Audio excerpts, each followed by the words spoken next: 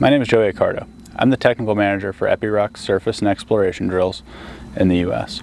In this segment, we're going to discuss how to use the auxiliary air on the SmartROC T40. This is also applicable on many other models.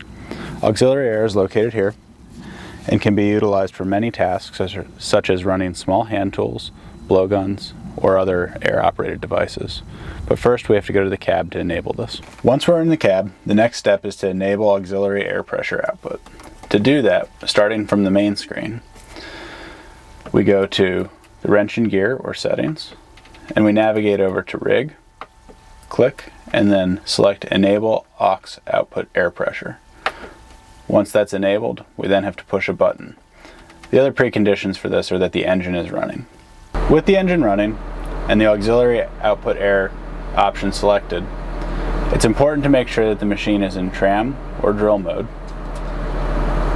You can then select the bit grinder button on the right hand side, which loads the compressor and enables the option. Let's do that.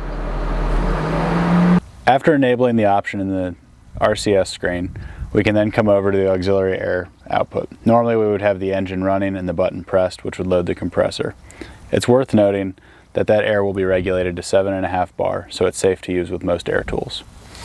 All we would do then is open the valve and the air would begin flowing. And as always, if you need further assistance, reach out to your Epiroc service center or dealer.